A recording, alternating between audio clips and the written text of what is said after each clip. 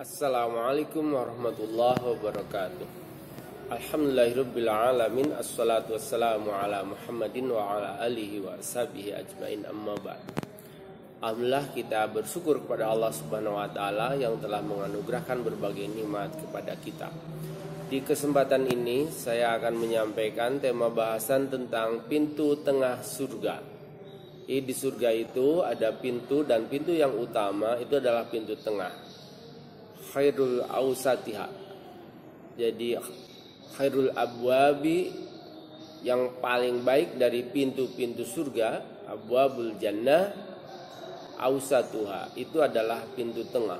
Nah, kita menginginkan nanti ketika masuk surga itu masuk melalui pintu yang VIP, yaitu pintu tengah surga. Amalan apa yang dapat kita lakukan untuk mendapatkan pintu tengah surga itu? Saya akan membacakan satu hadis ya. Pertama, hadis riwayat Muslim, nomor hadis 4624. Dari Abdullah bin Umar bin As, ia berkata bahwa aqbala rajulun ilan Nabi sallallahu alaihi wasallam. Datang seseorang menghadap kepada Nabi, faqala, lalu orang itu berkata, "Ya Rasulullah, ubayyuka alal hijrati wal jihad." Rasul, hamba ini berbaiat kepada engkau untuk bisa ikut hijrah dan jihad. Nabi, hamba ingin hijrah, hamba ingin jihad. Hamba ingin mendapatkan pahala kedua-duanya itu. Lalu Nabi bilang, ibtagi ajra minallah, abtagi ajra minallah. Orang itu melanjutkan, menegaskan, hamba ingin mencari pahala dari Allah. Qala, lalu Nabi bersabda, "Fahal min walidaika ahadun hayyun?" Apakah ada orang tuamu masih hidup? Nabi menjawab, "Tar dulu. Apakah ada orang tuamu masih hidup?" Lalu orang itu menjawab, "Qala na'am, iya. Bal kilahuma." Ya, bahkan keduanya masih ada Nabi, tapi sudah renta, udah tua. Lalu Nabi bilang, "Fatabtagil ajra minallahi."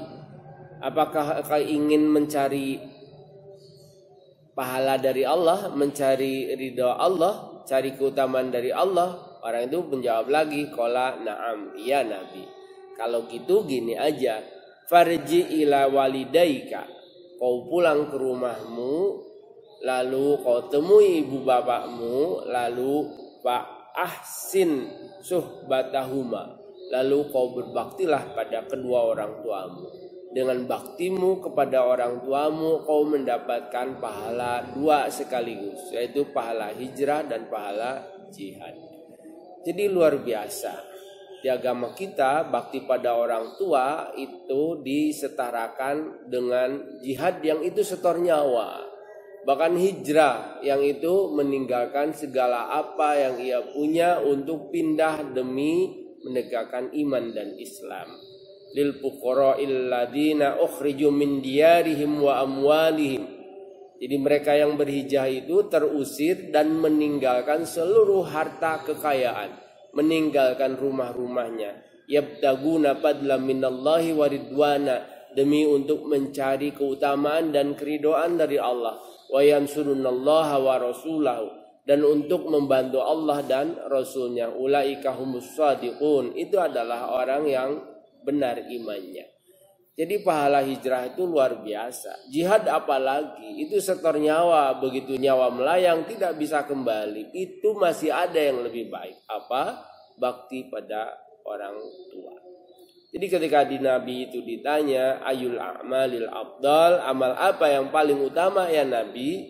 Nabi bilang, as-salatu ala waktiha, sholat di waktunya. Dan yang kedua, birrul walidain, bakti pada orang tua. Dan yang ketiga itu baru jihad fisabilillah. Jadi urutannya adalah berbakti, berbuat baik kepada Allah lewat sholat, lalu berbakti pada orang yang terdekat itu orang tua melalui kita berbuat bajik, balas budi atas berbagai nikmat yang telah dikasihkan pada kita. Dan yang ketiga, kita menegakkan agama dengan jihad. Jadi kira-kira skala prioritasnya seperti itu. Nabi ditanya lalu bilang bahwa bakti pada orang tuamu yang sudah tua renta itu kategorinya sama dengan hijrah dan jihad. Di hadis yang lain Nabi itu bersabda, al-walidu awsatul abwabi fil jannah. Orang tua itu adalah pintu tengah surga. Kalau mau maka fahfadlah, jagalah itu, ambillah itu.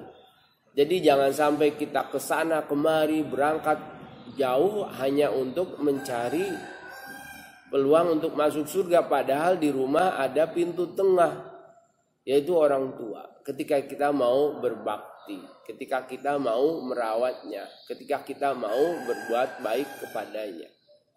Sebagaimana dalam firman Allah surat ke-31 surat Luqman ayat 14. Wa wasainal insana biwalidayhi hamalathu ummuhu wahnan ala wahnin wa fisaluhu fi amaini anis kulli waliwalidayka ilayyal masir.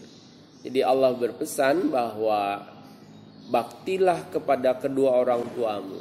Bahkan redaksinya menggunakan kata wasiat. Dan Allah berwasiat kepada manusia, bukan kepada orang beriman, bukan kepada orang Islam, tapi secara keseluruhan kepada manusia untuk selalu bakti pada orang tua. Kalau dia sudah senja, udah renta, udah waktunya berbalas jasa. Karena apa? Karena peran orang tua yang luar biasa ketika kita masih tidak berdaya. Pada ibu bahkan harus 3 kali.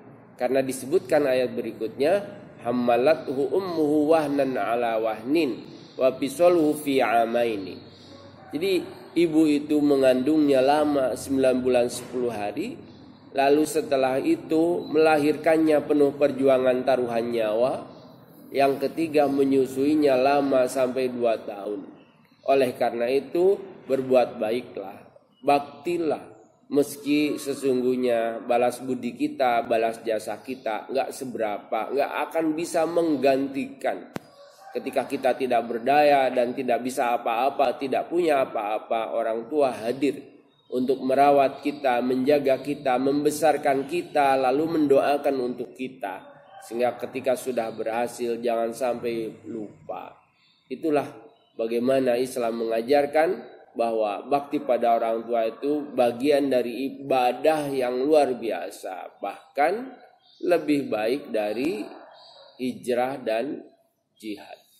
Tapi yang jelas kita ini sama orang tua, baik ibu maupun bapak, nggak boleh membagi cinta, tetap harus 100%. Nggak boleh ada gap, nggak boleh ada blok di antara keluarga. Kepada ibu ya 100%, kepada ayah ya 100%. Jadi bakti sama orang tua itu melampaui bakti kepada siapapun.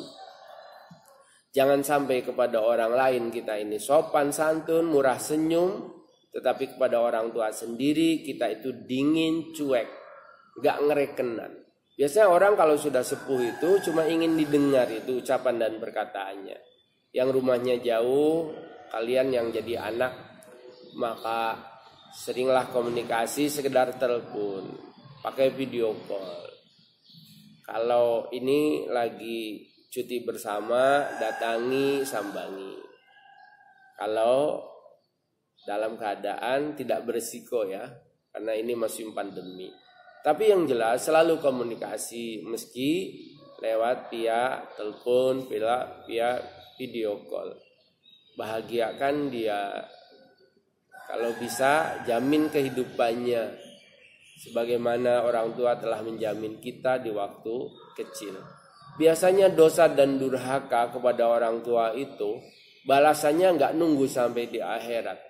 Di dunia udah dapet itu, udah bisa dirasakan. Kalau di negeri kita ada cerita kisah maling kundang. Kalau dalam hadis ada Alqamah. Karena durhaka sama orang tua, susah mengucapkan kalimat la ilaha illallah. Baru setelah orang tuanya memaafkan, mulutnya itu seolah-olah terbuka dari kunciannya itu.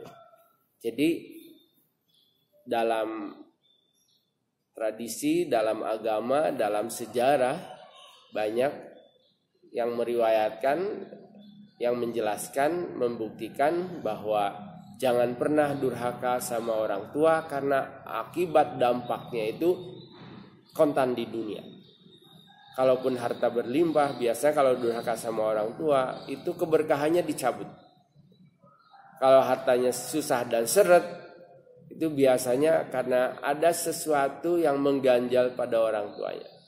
Mintalah maaf, datanglah kepadanya, mintalah doa darinya, karena itu adalah jimat hidup kita, pintu tengah surga di akhirat. Mudah-mudahan apa yang saya sampaikan tentang bakti pada orang tua menjadi inspirasi dan motivasi, menjadi pengingat dan nasihat bagi kita semua. Akhirul kalam, assalamualaikum warahmatullahi wabarakatuh.